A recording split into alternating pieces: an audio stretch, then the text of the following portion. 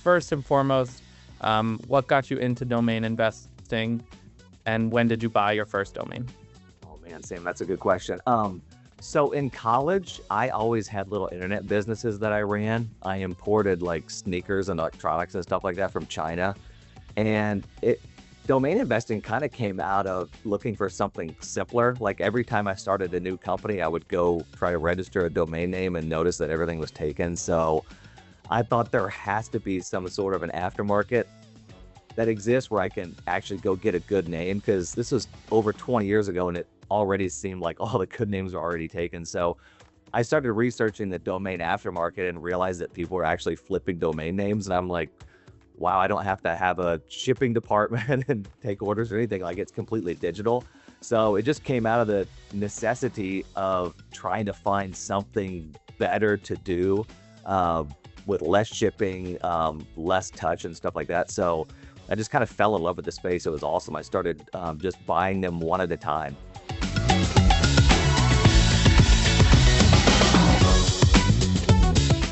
And what was your first one? So back in the day, this is like 25 years ago, the focus was on traffic, and pay-per-click was kind of brand new. People really didn't know about parking outside of the tiny little domain space. So the first couple names I bought had traffic because I needed revenue. I couldn't just buy a one-word name and sit on it for a decade like I do now. So I bought names that had kind of typo and type-in revenue, which wasn't as frowned upon back then. And I could immediately start making money with pay-per-click traffic. So I sold them on a revenue multiple to people that were doing it in the space. So I don't exactly remember the very first one, but I know I spent just a couple $1,000s and sold it for, I think, mid 5 figures. And my parents were like, hey, maybe this is what this guy's going to do for a living then. So it was completely just a revenue multiple play because I had to replace revenue from my little sideline businesses I was running.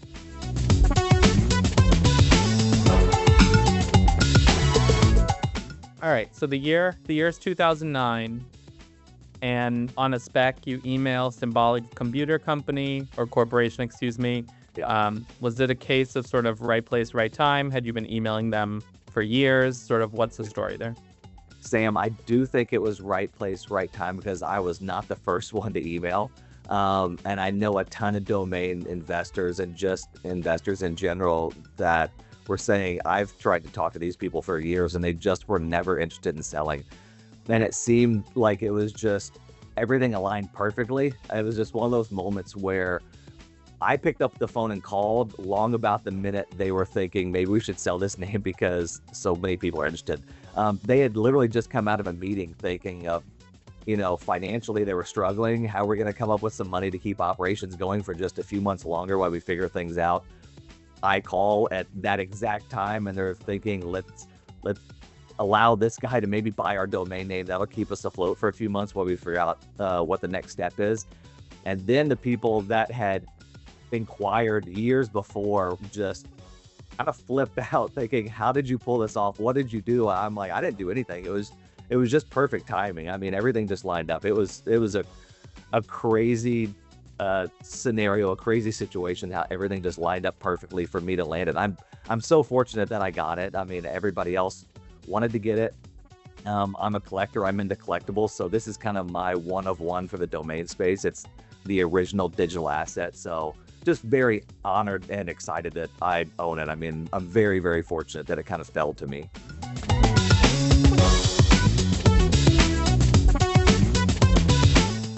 How often, I guess, still do you get other domainers reaching out, asking about if you're interested in selling it or not? Yeah. A lot of the big players in the space reached out after I bought it. And then I think everybody quickly realized that I'm really proud of the name and I love owning it. And it's brought me a lot of business and some notoriety, although it's not about me. Like, the name is the cool part. I'm just the guy that happens to own it. So people have stopped asking because they know that my price to sell it is kind of unreachable and unrealistic. It's unjustifiable. It would have to be a major entity that wants it as this ultimate collector piece. I see it as the original digital asset. And now that we're into crypto and NFTs and Bitcoin and things like that, digital assets are more prevalent and more widely accepted than ever. So yeah, the price would be unjustifiable. So all the big players in the space, the usual names of guys that like to buy and sell and flip, they've all inquired and quickly realized that it's probably not attainable for any justifiable price.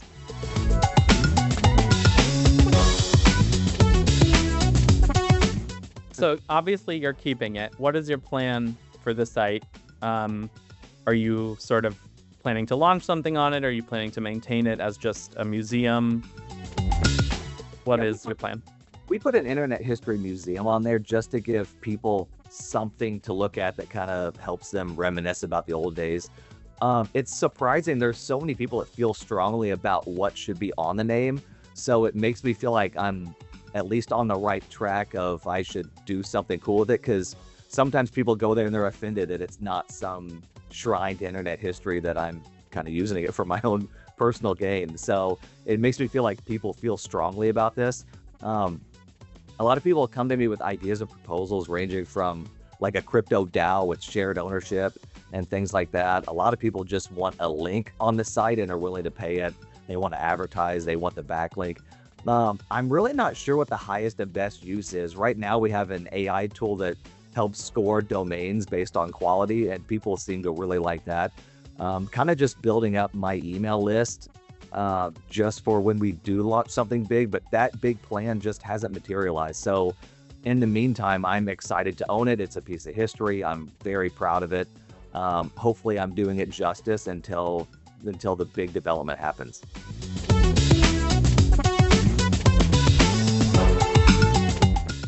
This month is the 40th anniversary. Whenever people are viewing this, watching this, what traffic this month will probably boom, as you know, this is a story, but what does sort of regular traffic to the site still today look like?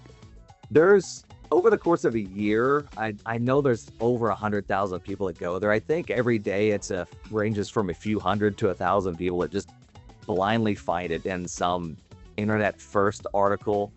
It's been really widely shared. If you go to Google News and just type in symbolics, it's been covered by a lot of major media. So this month is always my favorite month. I actually said it to my wife this morning when we were getting our kids ready. I was like, it's March. I own March.com. Symbolics anniversary is in March.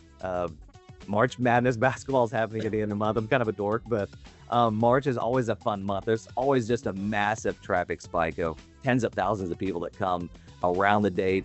And then on the date, it's always a kind of a blast just to track the traffic. I used to have a real-time traffic counter on there that showed a globe and where people all over the globe were visiting and stuff. So it's always fun to see people popping in. But on the day, there'll be tens of thousands of people. And kind of every time that anniversary passes, I'm like, I should have done something really cool today. But it's really hard to come up with something that would engage the visitors, make them want to come back within the technical capabilities of what me and my small team can do. So, but yeah, March is just a blast. I love this month. I love when the anniversary comes up. It's always just a wave of traffic, a lot of press. And this year we'll see if any big press stories happen. It's always just a really interesting time.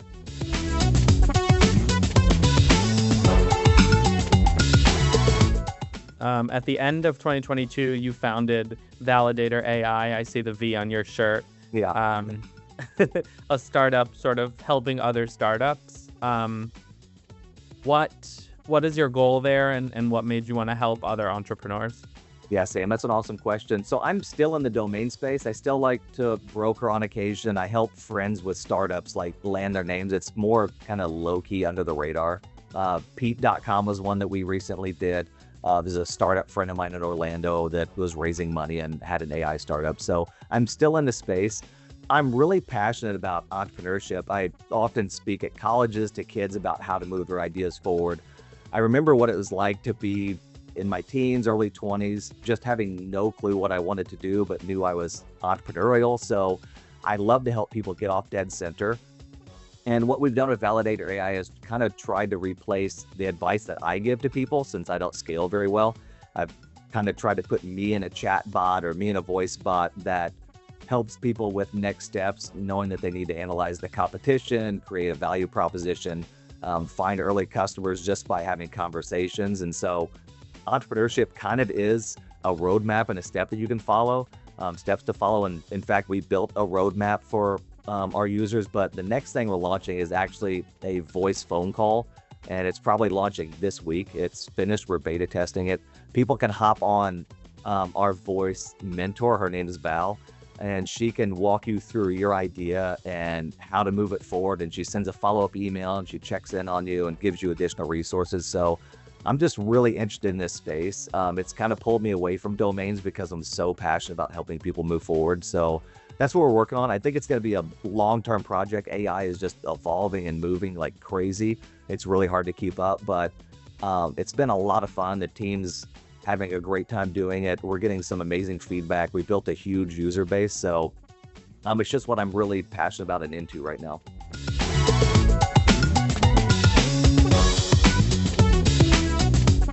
You're still buying and selling domains a little bit, right?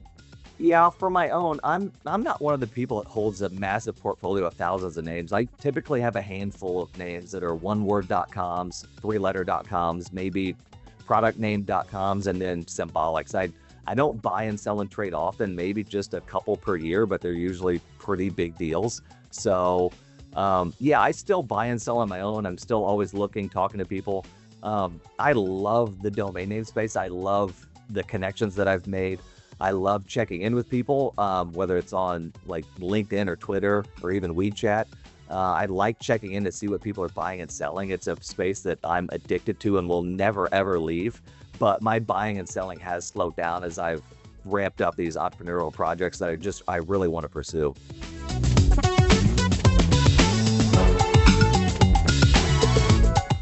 What are you most looking forward to about NamesCon this year in Miami? Yeah, again, it's like I said, just catching up with everybody. And when I network and go to an event, I typically don't try to get the touches that a lot of people think that they should get. Like I need to get 100 touches and meet 100 people and hand out business cards. I typically try to make a friend or two. I go there with the goal of let me meet somebody new and make a friend, because those connections last forever, and friends make introductions for you to other people. And hey, do you know anybody at this company? If you're a friend, you make that type of introduction. So I'm excited to go and just make a couple of new friends. I think that's what everybody that registers and shows up should do. I don't think they should drive themselves crazy and try to meet everybody. I think they should try to make a couple close friends who then in turn can introduce them to other people. So my goal there is to show up, see old friends, and just make a few new friends and just keep these relationships moving.